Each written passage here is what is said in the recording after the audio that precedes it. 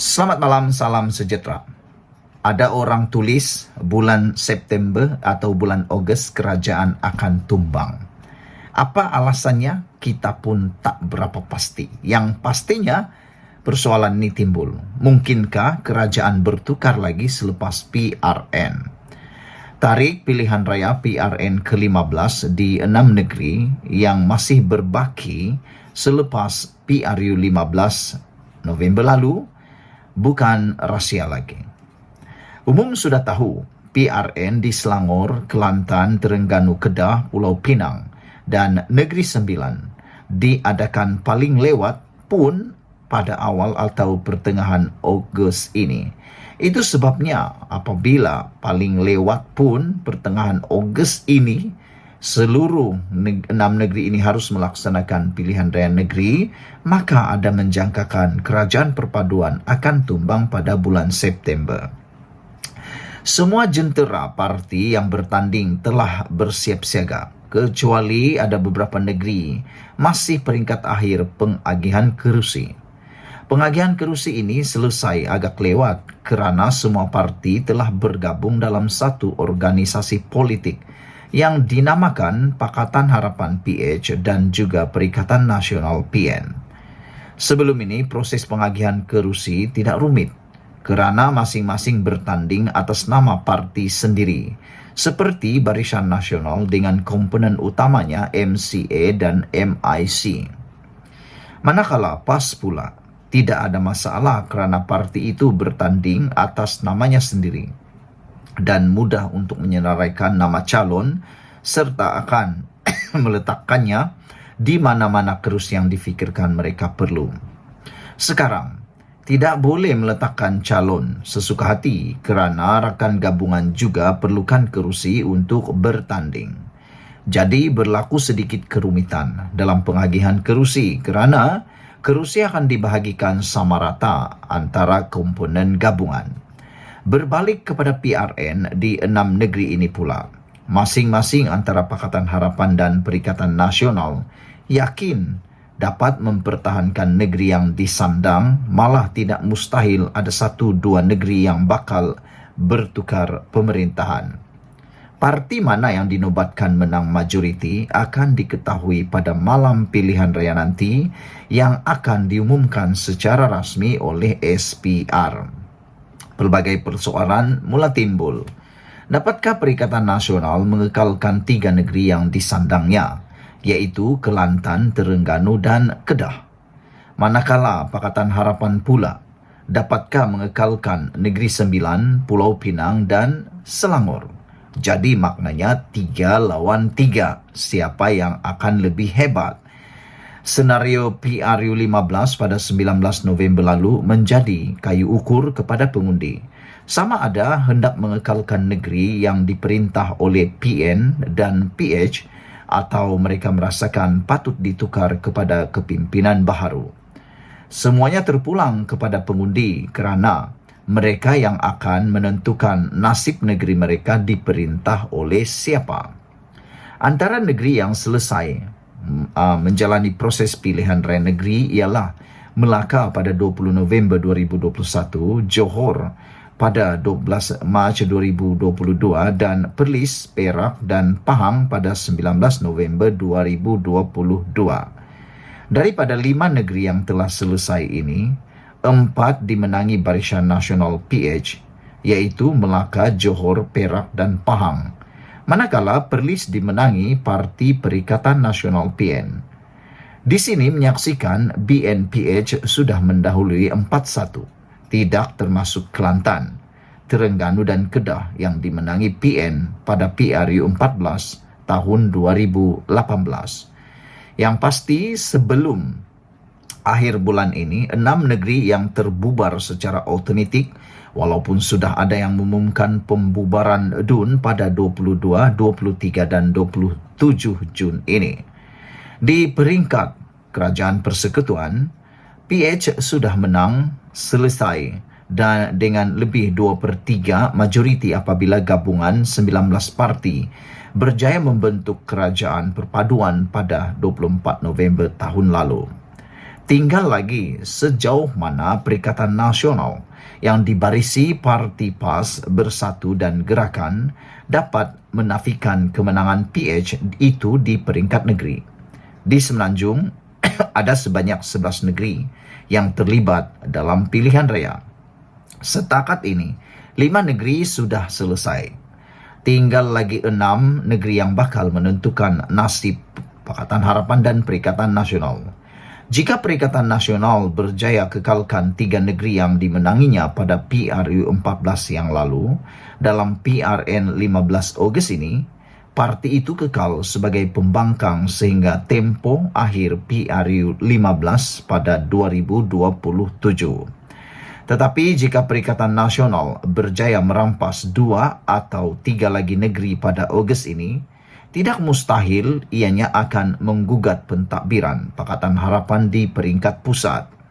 Ia umpama seorang bapa mempunyai 11 anak, dengan 6 daripadanya anak tiri berlainan ibu lain. Sudah tentu kacau bilau keharmonian rumah tangganya.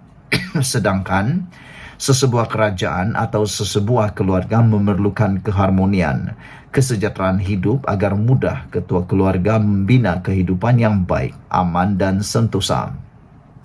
Situasi ini yang mendebarkan setengah pemerhati politik.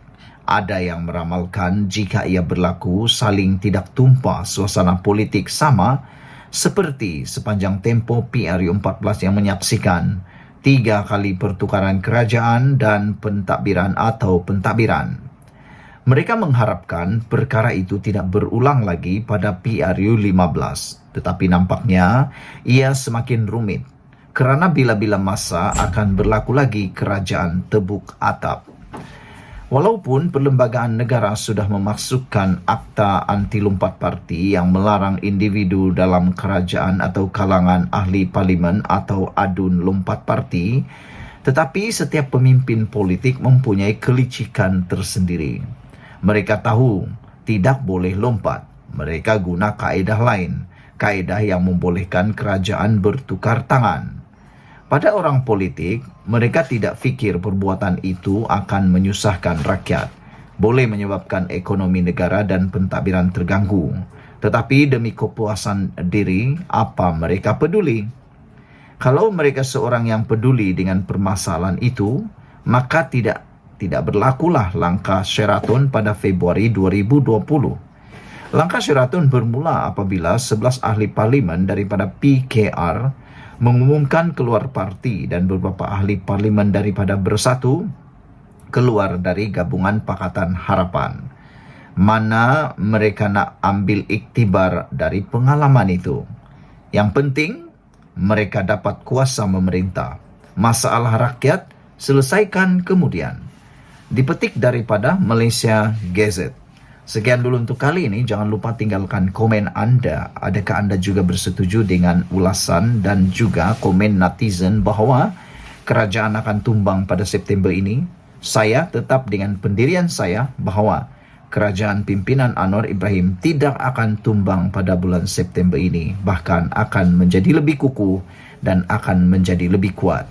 Sekian dulu untuk kali ini. Jangan lupa tinggalkan komen anda. Kita jaga. Bye-bye. Selamat malam, salam sejahtera. Terima kasih kerana bersama dengan saya di Nazilin Unity Channel. Satu isu yang hangat diperdebatkan pada malam ini di media sosial ialah apabila ada yang menulis kerajaan akan tumbang pada bulan Ogos ini.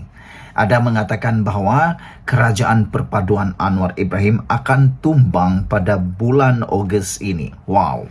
Apabila isu ini timbul dan isu ini menjadi perdebatan dalam media sosial, ramai yang mula menjangkakan dan menulis pelbagai ramalan.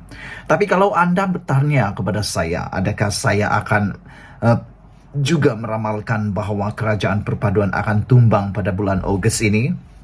Saya berani mau mengatakan bahawa kerajaan perpaduan pimpinan Anwar Ibrahim adalah kerajaan yang masih utuh. Ada beberapa alasan yang mungkin akan menyebabkan kerajaan Anwar Ibrahim tidak akan tumbang menjelang Ogos ini. Pertama, Pilihan raya yang akan diadakan tidak lama lagi ini hanya melibatkan kerajaan negeri. Ianya tidak ada kaitan langsung dengan kerajaan persekutuan. Walaupun ada penganalisis politik yang mengatakan bahwa mungkin akan ada perbincangan ataupun rundingan antara parti-parti dalam negeri untuk membentuk kerajaan negeri yang mungkin akan mempengaruhi keputusan di persekutuan, kata mereka. Namun demikian, harus Anda ingat, yang terlibat dalam pilihan raya ini adalah hanya tanah Melayu ataupun Malaya. Tidak terlibat ialah Sabah dan Sarawak.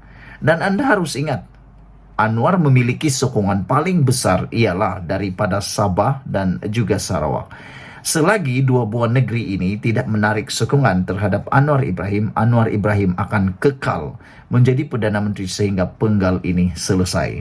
Oleh sebab itulah, apabila ada penganalisis politik mengatakan bahwa ada mungkin kerajaan Anwar Ibrahim akan tumbang pada bulan Ogos selepas PRN kerana menurut mereka akan ada kekalahan di negeri seperti Kelantan, Kedah, Negeri Sembilan dan juga di Terengganu, mereka kata mungkin akan ada buat U-turn dan mereka tidak berselindung. Mungkinkah UMNO atau Barisan Nasional akan membuat U-turn, kata mereka. Walau macam manapun UMNO atau BN buat U-turn karena mereka memberikan alasan tentang Najib yang tidak dibebaskan dengan segera dan sebagainya, saya melihat tidak ada sebab untuk kerajaan perpaduan pimpinan Anwar Ibrahim ini akan tumbang kerana Anwar Ibrahim telah berjaya menambat hati kerajaan Sabah dan juga Sarawak. Kerana kita tahu pimpinan Anwar Ibrahim lah yang paling serius di dalam membincangkan dan menunaikan MA63. Baru 7 bulan Anwar Ibrahim bersama dengan kerajaan pimpinannya ini telah beberapa perbincangan, rundingan tentang MA63 telah pun ditunaikan oleh Anwar Ibrahim, yang mana berpuluh tahun sebelum ini kerajaan pimpinan sebelum ini tak pernah ambil keputusan. Anwar Ibrahim hanya 7 bulan telah menyelesaikannya. Jadi saya fikir ini telah menambat hati orang yang ada di Sarawak dan juga di Sabah. Namun persoalan besar lagi ialah, adakah kerajaan akan tumbang? Mungkinkah kerajaan akan bertukar lagi selepas PRN? Saudara-saudara sekalian, pilihan raya negeri PRN ke-15, 6 negeri yang masih berbaki selepas PRU 15 November tahun lalu bukan rahsia lagi. Umum sudah tahu. Jadi saudara-saudara sekalian, saya fikir selain daripada alasan sebentar tadi ialah Anwar Ibrahim tidak akan juga tumbang. Kerajaan pimpinan Anwar Ibrahim tidak akan tumbang pada dalam kerajaan ini kerana Anwar Ibrahim memiliki sokongan di Dewan Rakyat sebanyak 2/3. Apabila sokongan 2/3 ini dicapai, hampir mustahil untuk ditumbangkan melalui langkah Sheraton atau juga dikenali sebagai langkah Saiton 2.0. Tidak mungkin Anwar Ibrahim akan dapat ditumbangkan kecuali tidak ada akta anti lompat parti seperti sebelum ini. Tapi oleh kerana kerajaan yang ada sekarang ini telah pun melaksanakan, mewartakan akta undang-undang anti lompat parti, maka dengan itu hampir mustahil untuk melakukan lagi langkah Sheraton 2.0 kerana natijahnya amat besar. Dan saya fikir kalau tidak ada rang undang-undang anti lompat parti itu dikuatkuasakan, hari ini sudah kita akan melihat berpuluh-puluh katak sudah mula melompat. Berpuluh-puluh katak politik yang berhormat, yang tidak mempunyai marwah telah pun berlompat parti. Tapi oleh kerana adanya rang undang-undang lompat parti, dan kita salut kepada ahli politik kita kerana telah meluluskan penyelesaian kepada kemelut politik Malaysia ini, terutamanya rang undang-undang lompat parti ini, maka tidak ada lagi yang berani cuba-cuba untuk mengadu nasib untuk lompat parti. Karena mereka tahu kalau mereka lompat parti, mereka terpaksa letak jawatan, digugurkan jawatan sebagai ahli parlimen dan akan diadakan pilihan raya semula. Dan pastinya itu akan memberikan masalah besar kepada mereka, meskipun mereka mungkin memikirkan ada peluang menang kalau mengikut sesuatu parti. Saya cakap undang-undang parti, empat parti ini bukan hanya merujuk kepada kerajaan pimpinan Anwar Ibrahim, tetapi juga kepada pembangkang. Manalah kita tahu kan, ada daripada pembangkang yang pindah kepada Anwar Ibrahim ataupun kerajaan perpaduan. Siapa yang tahu kan? Politik ini macam-macam. Politik ini amat dinamik kata mereka. Politik ini politik yang luar biasa. Yang kemarin lain, hari ini lain. Esok lain, besok lagi lain. Kemarin gaduh-gaduh, sekarang minum kopi bersama-sama. Itulah politik yang ada di Malaysia, amat dinamik dan progresif. Jadi itu sebab saya kata, rang undang-undang anti lompat parti telah pun menyelamatkan Datuk Seri Anwar Ibrahim. Tapi jangan silap, ia juga bukan sekadar menyelamatkan kerajaan pimpinan Anwar Ibrahim, tetapi juga telah menyelamatkan blok pembangkang. Karena Anda mungkin tak dapat tahu, kita mungkin tak dapat jangka bahwa sebenarnya ada dalam kalangan parti pembangkang yang mungkin secara diam-diam sudah mulai fikir-fikir untuk mencari jalan bagaimana untuk menyertai kerajaan perpaduan. Mungkin kita tak tahu. Sama juga dengan kerajaan. Mungkin ada yang nak pindah pembangkang, tapi pun kita tak tahu. Tapi persoalannya mana lebih ramai, daripada pembangkang pindah kerajaan atau kerajaan pindah pembangkang, kita pun tak tahu. Tapi yang pentingnya saudara-saudara sekalian, saya yakin seperti penganalisis politik yang lain, mereka juga meyakini bahwa kerajaan pimpinan Anwar Ibrahim tidak akan tumbang selepas PRN ini. Walaupun ada yang mengatakan bulan Ogos akan tumbang, Hadi Awang meramalkan akan tumbang pada bila-bila waktu, dan seorang lagi pemimpin PAS juga mengatakan bahwa kerajaan Anwar Ibrahim mungkin akan digantikan selepas PRN. Saya tidak percaya dengan itu. Dan mungkinkah kerajaan ataupun pembangkang lah yang akan dibelasah pada kali ini? Kita tak tahu. Malaysia kita punya, kita jaga sama-sama. Tinggalkan komen Anda, tekan butang subscribe untuk mendapatkan isu-isu terkini dari channel ini. Malaysia kita punya, kita jaga sama-sama. Cintai Malaysiaku. Bye-bye.